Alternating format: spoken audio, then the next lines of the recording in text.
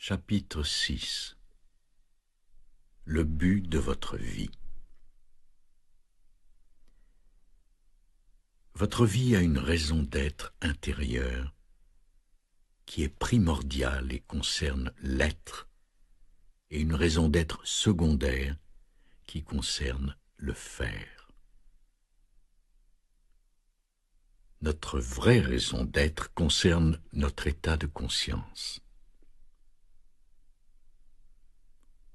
Peu importe notre niveau d'activité et la quantité d'efforts que nous fournissons, c'est notre état de conscience qui crée notre monde. S'il n'y a aucun changement sur le plan intérieur, même une infinité de gestes ne pourront pas faire la différence. Nous ne ferions que recréer des versions modifiées d'un monde qui est le reflet extérieur de l'ego. Lorsque vous avez votre premier aperçu de conscience ou de présence, vous le savez immédiatement. Vous pouvez alors faire le choix conscient d'être présent plutôt que de donner libre cours à des pensées inutiles.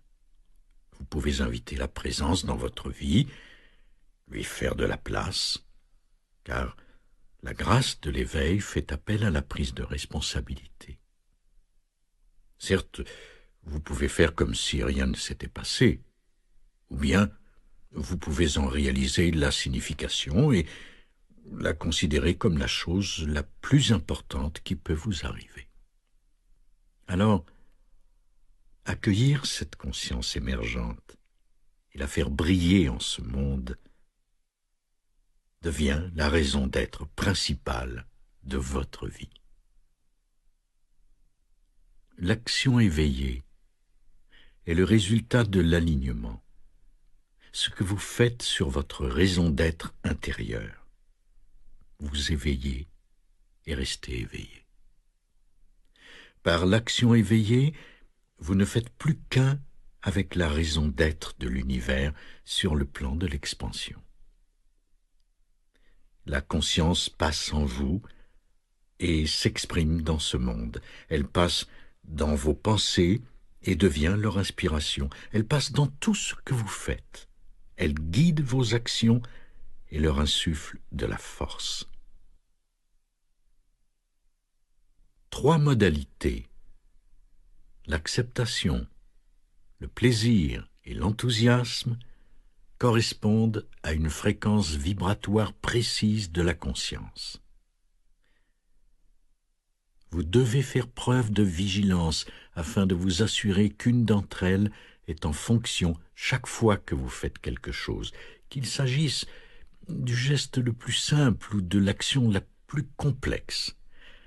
Si vous n'êtes pas dans l'acceptation, le plaisir ou l'enthousiasme, observez bien et vous constaterez que vous créez de la souffrance pour vous et pour les autres.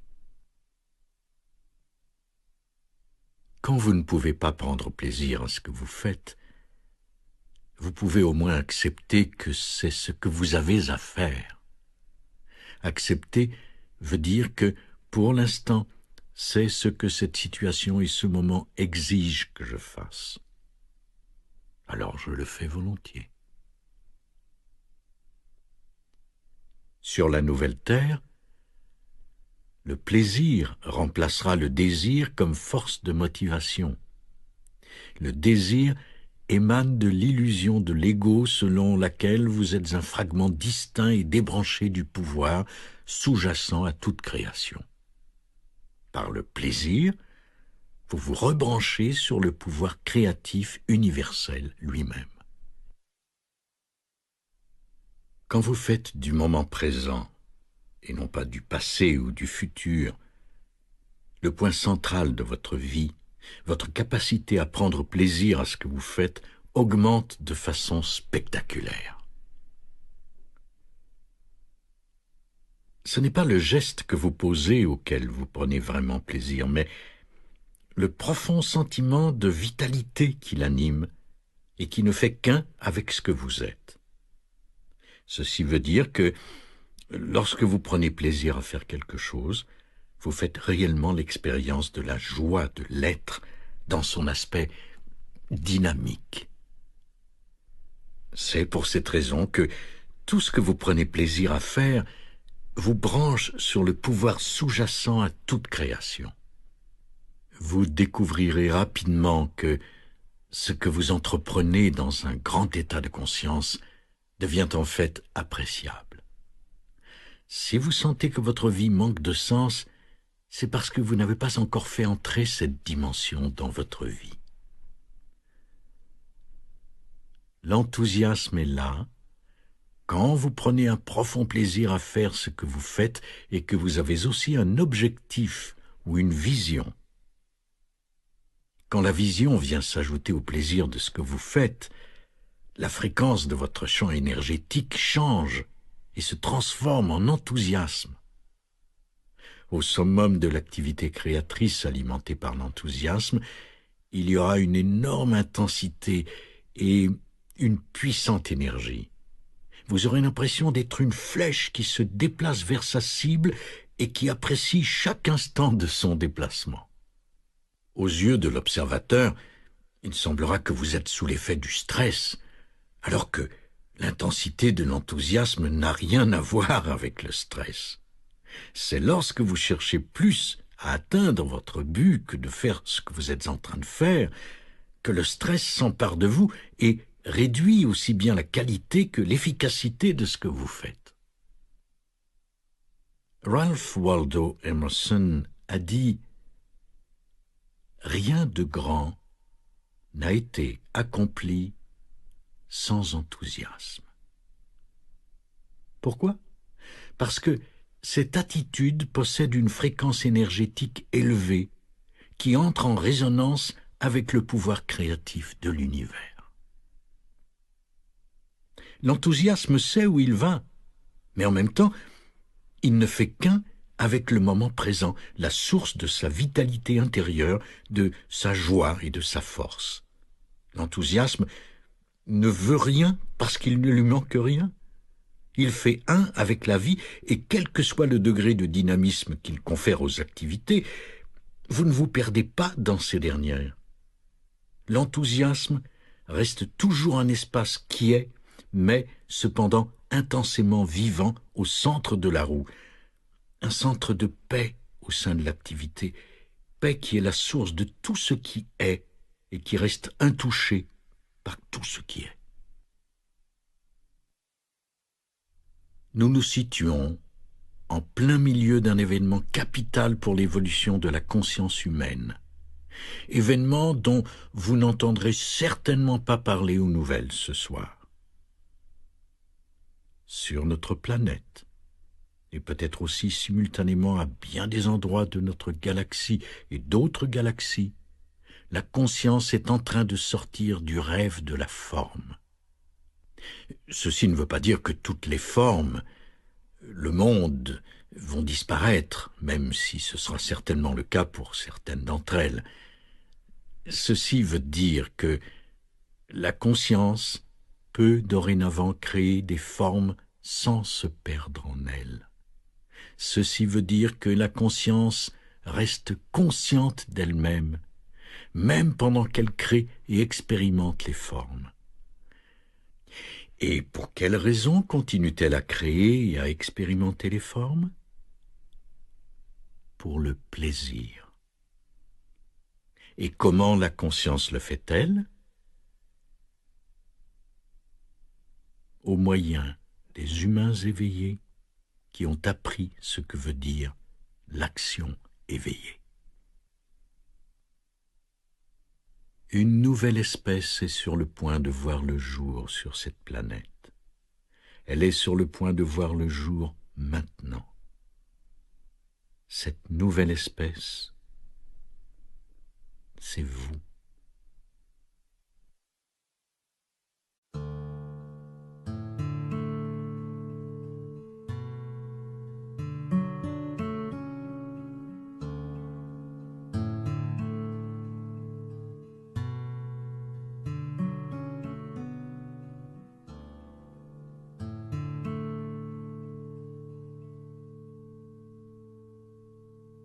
Chapitre 7. Devenir présent.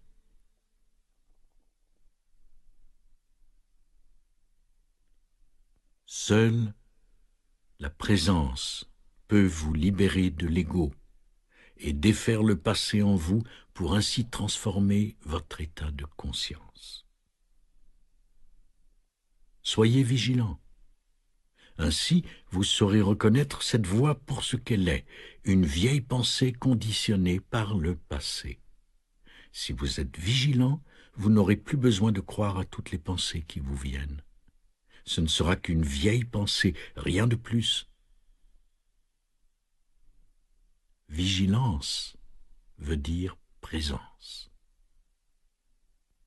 Pour mettre fin à la misère qui afflige les humains depuis des milliers d'années, il faut commencer par vous-même et prendre la responsabilité de votre propre état intérieur à tout moment donné. Ce qui veut dire maintenant. Surveillez le malheur latent, entre autres le mécontentement, la nervosité, le ras-le-bol, etc. Surveillez les pensées qui semblent justifier ou expliquer le malheur en question, mais qui en fait l'occasionnent. Dès l'instant où vous devenez conscient d'un état négatif en vous, cela veut dire que vous avez réussi. Avant l'apparition de cette conscience, il y avait identification aux états intérieurs qui se résument à l'ego. Avec la conscience, il se produit une démarcation par rapport aux pensées, aux émotions et aux réactions. Démarcation qu'il ne faut pas confondre avec la dénégation. Quand la conscience reconnaît les pensées, les émotions ou les réactions, il y a automatiquement désidentification. Ensuite, le sentiment du moi, de ce que vous êtes, subit une transformation. Avant, vous étiez les pensées, les émotions et les réactions. Maintenant, vous êtes la conscience, la présence consciente, qui est le témoin de ces états. Les émotions et même les pensées deviennent en quelque sorte dépersonnalisées. Toute votre histoire personnelle ne constitue plus votre identité. Vous êtes la lumière de la présence, la conscience qui existe bien avant toute pensée et émotion. La négativité est non intelligente et elle provient toujours de l'ego. Chaque fois que vous vous trouvez dans un état négatif, quelque chose en vous réclame la négativité, quelque chose en vous la perçoit comme étant agréable ou croit qu'elle vous permettra d'obtenir ce que vous voulez. Chaque fois que vous réussissez à devenir conscient que quelque chose en vous y prend plaisir ou croit qu'être négatif a une raison d'être utile, vous devenez directement conscient de l'ego. Dès l'instant où cela se produit, l'ego diminue et la conscience grandit. Si, en pleine crise de négativité, vous réussissez à réaliser que, en ce moment, je suis en train de me créer de la souffrance, cela suffira à vous élever au-dessus des états et des réactions de l'ego. Cela vous amènera à d'infinies possibilités, à d'autres façons plus intelligentes de composer avec toute situation donnée. Vous serez libre de renoncer à votre malheur dès l'instant où vous le reconnaîtrez comme non intelligent. Une relation véritable en est une qui n'est pas dominée par l'ego. Il y a une attention vigilante, la présence et une ouverture envers l'autre personne sans aucun vouloir. Ceci est obligatoire pour qu'une relation soit authentique. Quand vous écoutez, regardez, touchez ou aidez votre enfant, soyez vigilant, calme et totalement présent. Ne désirez pas autre chose que le moment tel qu'il est. De cette façon, vous faites de la place à l'être. Vous êtes la vigilance, la quiétude, l'être là qui écoute, regarde, touche ou parle. Vous êtes l'être derrière le faire. Et il en va de même avec toutes les relations. Le champ de conscience créé en vous deux devient la principale raison d'être de l'interaction. Cet espace de conscience devient plus important que ce dont vous parlez, plus important que les objets ou les pensées. L'être humain devient plus important que les objets de ce monde. Cela ne veut pas dire que vous négligez ce qui doit être fait sur le plan pratique. En réalité, le faire se déroule non seulement plus facilement, mais plus puissamment lorsque la dimension de l'être est reconnue. L'avènement de ce champ unifié de conscience entre les êtres humains est le facteur le plus essentiel dans les relations sur la nouvelle Terre. En fait, faire n'est jamais assez si vous négligez l'être. La plupart des humains ne voient que les formes extérieures. Ils n'en perçoivent pas l'essence. Ils s'identifient donc à leur propre forme physique et psychologique.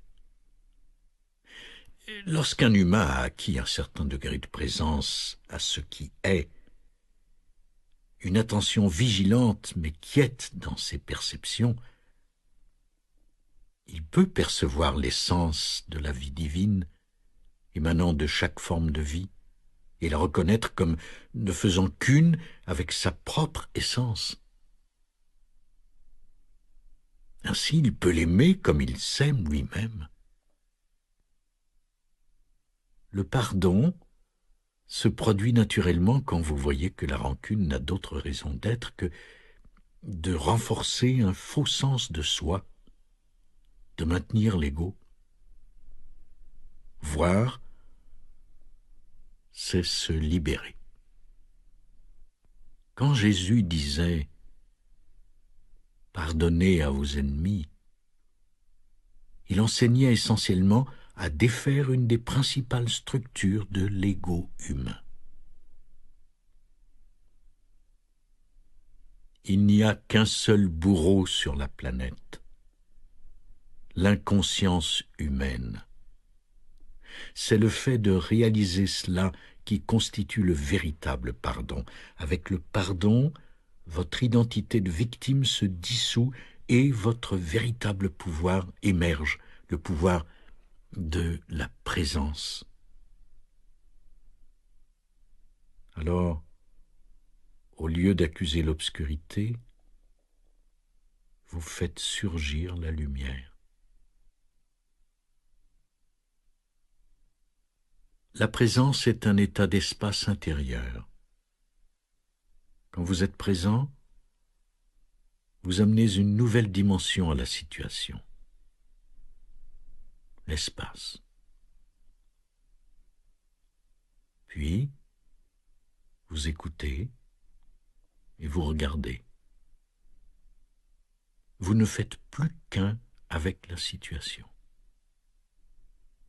Si, au lieu de réagir à une situation, vous fusionnez avec elle, la solution émerge toute seule de la situation. En réalité, ce n'est pas vous, la personne, qui regardez et écoutez, mais la quiétude vigilante elle-même. Alors, s'il est possible ou nécessaire de passer à l'action, vous le faites. Ou plus précisément, c'est l'action juste qui se pose par votre entremise. L'action juste est l'action qui est appropriée au tout. Une fois l'action posée, la quiétude spacieuse reste. Quand votre attention est totalement dans le présent, la présence s'installe et transforme la qualité et l'intensité de ce que vous faites. Vous êtes présent lorsque votre action est satisfaisante en soi et qu'il y a de la joie et de la vie dans ce que vous entreprenez. Être ouvert au moment présent, c'est nécessaire pour être efficace et ne pas se laisser contaminer par la négativité.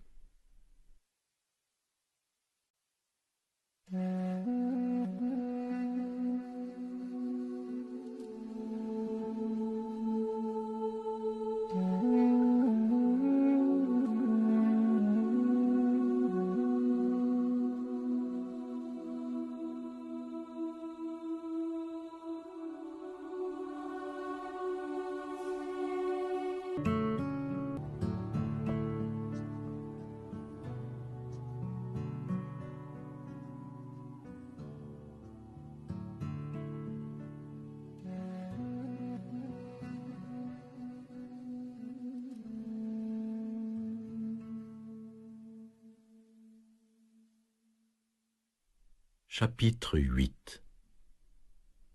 La conscience. La joie de l'être, c'est la joie d'être conscient. La conscience est le non manifeste, l'éternel. Elle est l'intelligence, le principe organisateur derrière toute forme. Elle arrive dans cette dimension sous la forme de présence, d'espace intérieur. Et comment y arrive-t-elle? Par la forme humaine qui devient consciente et accomplit sa destinée. On pourrait décrire ce phénomène comme la descente du divin dans la matière. Sur notre planète, l'ego humain représente l'étape finale de l'endormissement universel, de l'identification de la conscience à la forme. C'était une étape nécessaire à l'évolution de la conscience. La prochaine phase de l'évolution humaine n'est pas inévitable, mais pour la première fois dans l'histoire de notre planète, elle peut prendre la forme d'un choix conscient. Et qui fait ce choix? Vous.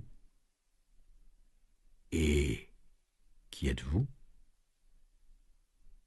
La conscience qui est devenue consciente d'elle-même. Même si vous ne pouvez pas connaître la conscience, vous pouvez la sentir dans n'importe quelle situation, peu importe où vous êtes. Vous pouvez la sentir ici et maintenant en tant que votre propre présence, comme l'espace intérieur dans lequel vous entendez ces mots qui sont perçus et deviennent des pensées. La conscience, c'est le « je suis » sous-jacent. Les mots que vous écoutez et la pensée figurent à l'avant-plan, alors que le « je suis » est à l'arrière-plan. Il est le creuset de chaque expérience, de chaque pensée et de chaque émotion. La réalisation spirituelle, c'est voir clairement que ce dont je fais l'expérience, que ce que je pense, perçois ou sens n'est pas finalement qui je suis. Tout ce qui reste, c'est la lumière de la conscience sous laquelle les perceptions, les expériences, les pensées et les émotions vont et viennent. C'est l'être. C'est le moi vrai et profond. Quand je me connais comme tel, tout ce qui arrive dans ma vie n'a plus une importance absolue, seulement une importance relative. J'honore ce qui se produit, mais il n'y a plus de sérieux, plus de lourdeur. La seule chose qui compte finalement est la suivante. Est-ce que je peux sentir mon essence en tant qu'être, le « je suis » en arrière-plan de ma vie en tout temps, ou est-ce que je me perds dans les événements, le mental, le monde? Quand les formes auxquelles vous vous étiez identifié s'effondrent ou vous sont reprises, il y a effondrement de l'ego. Alors, Quand vous ne vous identifiez plus à rien, qui êtes-vous? Quand les formes autour de vous meurent ou que la mort approche, l'esprit est libéré de son emprisonnement dans la matière. Vous réalisez alors que votre identité essentielle est sans forme, qu'elle est une présence omniprésente, qu'elle est l'être précédant toutes les formes et toutes les identifications. Vous réalisez que votre véritable identité est la conscience elle-même plutôt que ce à quoi la conscience s'était identifiée. Il a déjà été dit que la quiétude est le langage de Dieu. C'est en fait un terme pouvant remplacer celui de paix. Quand nous devenons conscients de la quiétude dans notre vie, nous sommes reliés à la dimension intemporelle et sans forme en nous, à ce qui est au-delà de la pensée, au-delà de l'ego. Il peut s'agir de la quiétude où baigne le monde de la nature, ou de la quiétude dans votre chambre aux petites heures du matin, ou encore du silence entre les mots. La quiétude n'a pas de forme. Et être quiet, c'est être conscient sans la pensée. En fait, vous êtes qui vous étiez avant de prendre cette forme physique et mentale que l'on appelle une personne. Vous êtes aussi qui vous serez une fois que la forme se sera dissoute. Lorsque vous êtes dans la quiétude, vous êtes qui vous êtes au-delà de votre existence temporelle, c'est-à-dire que vous êtes la conscience sans forme, non conditionnée et éternelle.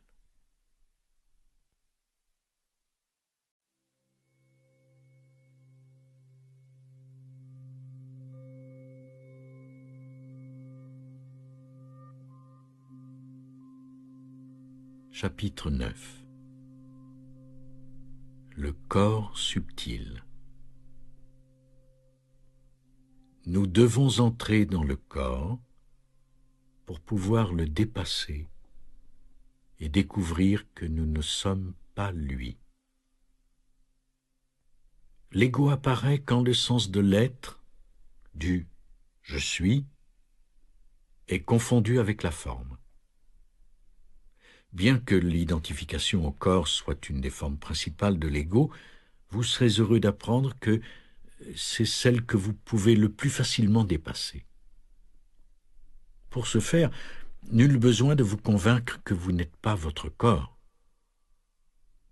Il suffit de faire passer votre attention de la forme extérieure de votre corps et des pensées que vous entretenez à son sujet, beau, laid, fort, faible, trop gros, trop maigre, à la sensation de vitalité qui en émane. Quelle que soit l'apparence extérieure de votre corps, il existe au-delà de la forme un champ énergétique intensément vivant. Le corps énergétique n'est pas solide, mais spacieux. Il ne s'agit pas de votre forme physique, mais de la vie qui anime celle-ci. Il s'agit de l'intelligence qui a créé et qui sustente le corps, de l'intelligence qui coordonne simultanément des centaines de fonctions différentes d'une complexité tellement extraordinaire que l'esprit humain ne peut en comprendre qu'une infime fraction. Quand vous devenez conscient du corps énergétique, ce qui se passe en réalité, c'est que l'intelligence devient consciente d'elle-même. C'est cette vie insaisissable qu'aucun scientifique n'a jamais trouvée, puisque la conscience qui cherche la vie est en fait la vie elle-même. Si vous n'êtes pas habitué à être en contact avec votre corps subtil, fermez les yeux pendant quelques instants et sentez la vie dans vos mains.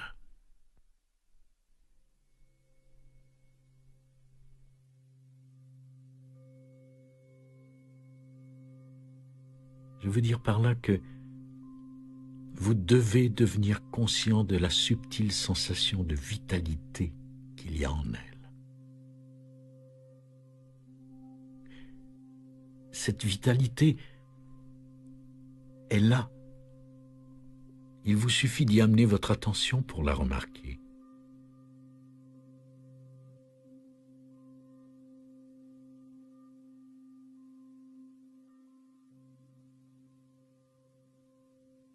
Il se peut que vous ressentiez tout d'abord un léger picotement, et puis ensuite une sensation d'énergie ou de vitalité.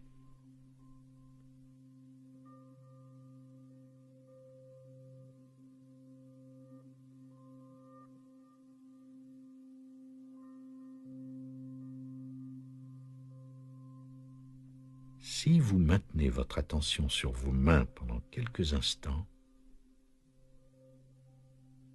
ce sentiment de vitalité s'intensifiera.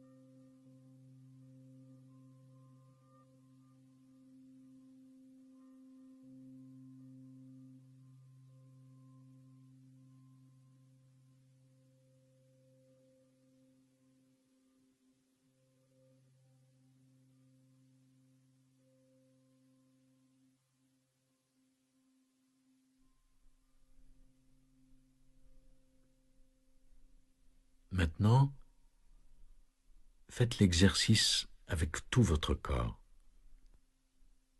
Respirez 2 ou 3 fois de façon consciente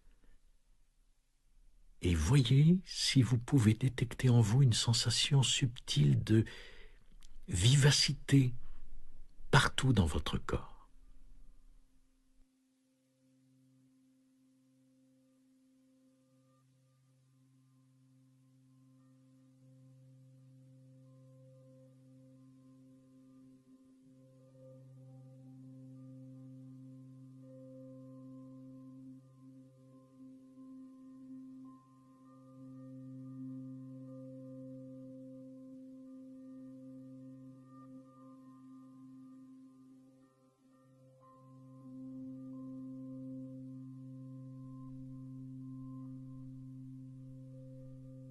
Réussissez-vous à, pour ainsi dire, sentir votre corps de l'intérieur?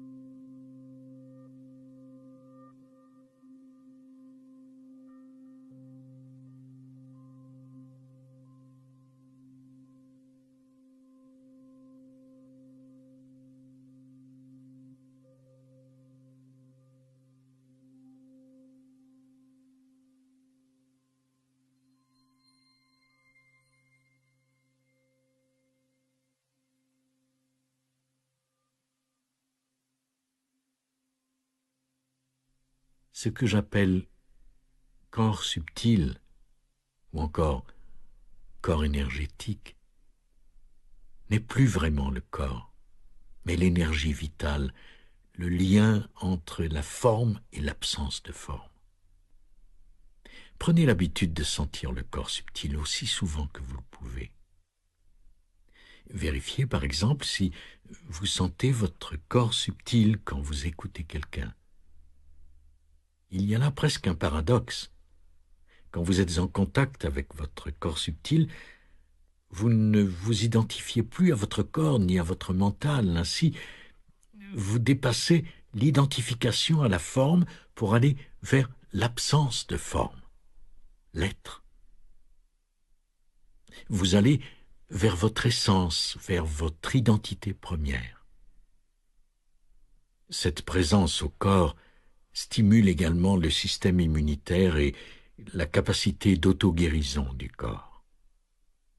Chaque jour, autant que cela vous est possible, servez-vous de la conscience que vous avez du corps subtil pour créer de l'espace.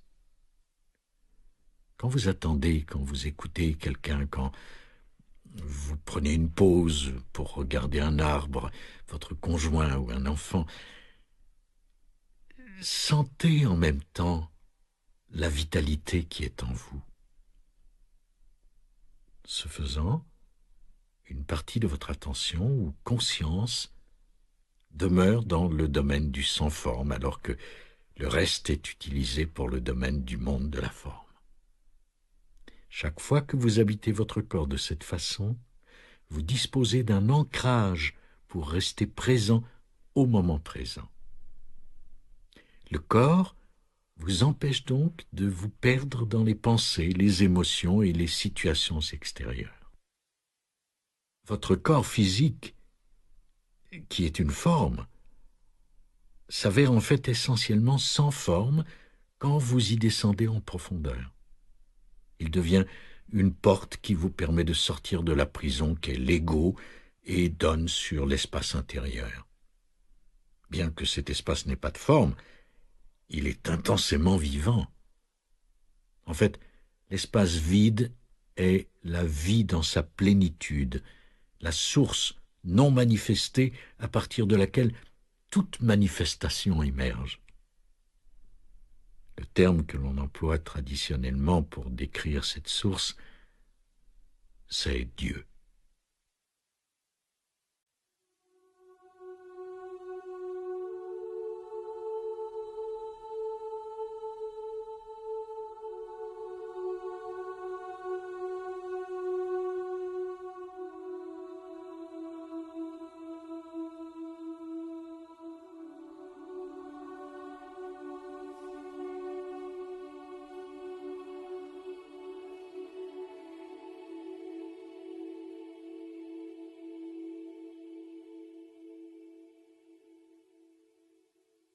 Chapitre 10. Unité avec toute vie.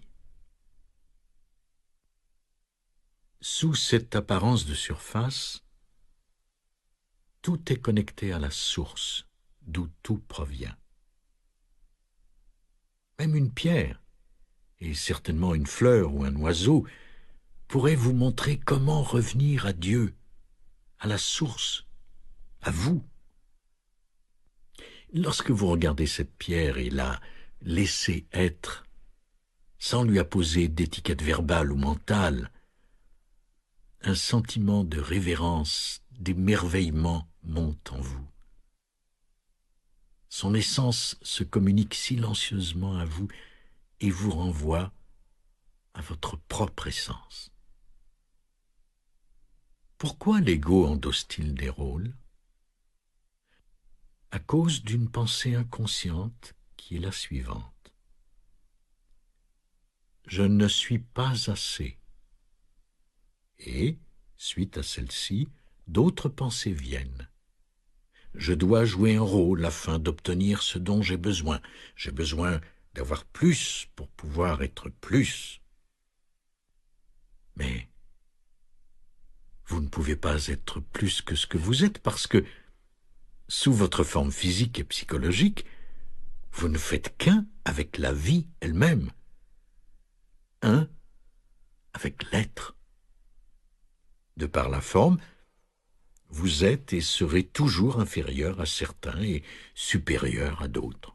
De par l'essence, vous n'êtes ni supérieur ni inférieur à qui que ce soit. C'est en réalisant ceci connaissent la véritable estime de soi et la véritable humilité. Mais comment puis-je être dissocié de la vie? Il n'y a pas de « je » en dehors de la vie, en dehors de l'être. Alors, ma vie n'existe pas. Je suis vie. Alors, comment puis-je perdre quelque chose que je suis? C'est impossible. La vérité est inséparable de celui ou celle que vous êtes. Oui, vous êtes la vérité. Si vous la cherchez ailleurs, vous serez chaque fois déçu. L'être même que vous êtes est vérité. C'est ce que Jésus voulait transmettre quand il a dit « Je suis la voie, la vérité et la vie ». Ces paroles sont un des indicateurs les plus puissants et directs de la vérité si on les comprend correctement. Jésus parle ici du « je suis » le plus profond. Il parle de la vie que vous êtes. Lorsque vous êtes en contact avec cette dimension en vous, qui est votre état naturel par un accomplissement miraculeux, tous vos actes et toutes vos relations reflètent le sentiment d'unité que vous ressentez profondément en vous. Ceci est l'amour. Reconnaître tout le bien qui vous arrive dans la vie est ce qui sert de fondement à l'abondance. La source de toute abondance ne se trouve pas à l'extérieur de vous, elle fait partie de ce que vous êtes. Quand vous reconnaissez l'abondance qui est tout autour de vous, l'abondance latente en vous s'éveille. Laissez-la sortir. Nul besoin de posséder quoi que ce soit pour vous sentir abondant. Par contre, si vous vous sentez constamment abondant, l'abondance viendra certainement à vous. En fait, elle ne vient qu'à ceux qui l'ont déjà en eux. Chaque fois qu'un humain subit une perte tragique, il résiste ou il cède. Quand vous cédez intérieurement, quand vous lâchez prise, une nouvelle dimension de la conscience s'ouvre. Si vous pouvez ou devez poser un geste, ce dernier sera posé en harmonie avec le tout et soutenu par l'intelligence créatrice avec laquelle vous devenez un. Les circonstances et les gens sont alors de votre côté, des coïncidences se produisent.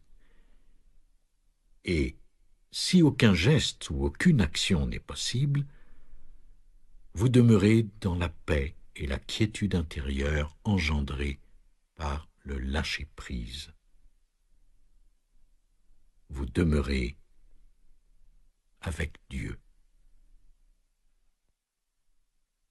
Lorsque je ne confonds plus qui je suis avec cette forme temporaire de moi, la dimension de l'illimité et de l'éternel, Dieu, peut s'exprimer par moi et me guider. Cette forme me libère de la dépendance à la forme. La question cruciale est la suivante. En ce moment, est-ce que je sens la présence que je suis? Si la paix est réellement ce que vous voulez, alors c'est la paix que vous choisirez. Si la paix avait plus d'importance que n'importe quoi d'autre, vous ne réagiriez pas et vous resteriez pleinement vigilant quand des situations ou des personnes vous confrontent et vous mettent au défi. Vous accepteriez immédiatement la situation et ne feriez qu'un avec elle plutôt que de vous en dissocier. La réaction proviendrait alors de votre vigilance. Ce serait ce que vous êtes et non pas ce que vous pensez être, le petit moi qui réagirait. Votre position serait puissante et efficace tout en ne vous faisant pas d'ennemis et en évitant que les situations ne se retournent contre vous. Ne faire qu'un avec ce qui est ne veut pas dire ne plus devoir prendre d'initiative pour changer les choses, ni être incapable de passer à l'action. La seule différence, c'est que vous passez à l'action à partir d'un plan plus profond, pas à partir de la peur ou du désir de l'ego. Quand vous alignez ce plan profond sur le moment présent, votre conscience s'ouvre et s'aligne sur le grand tout, dont le moment présent fait intégralement partie. Alors, le tout, la vie dans sa totalité, agit par vous. La vie vous procure exactement l'expérience dont vous avez le plus besoin pour que votre conscience évolue. Comment savoir si c'est l'expérience dont vous avez besoin? Parce que c'est l'expérience qui vous arrive en ce moment. Comment être en paix dès maintenant? En faisant la paix avec l'instant présent. L'instant présent est le terrain de jeu où la vie se joue. En effet, elle ne peut se jouer nulle part ailleurs. Le secret du succès et du bonheur se résume à 5 mots. Faire un avec la vie. Faire un avec la vie, c'est faire un avec le moment présent. À ce moment-là, vous réalisez que ce n'est pas vous qui vivez votre vie, mais la vie qui vous vit. La vie est le danseur et vous, la danse.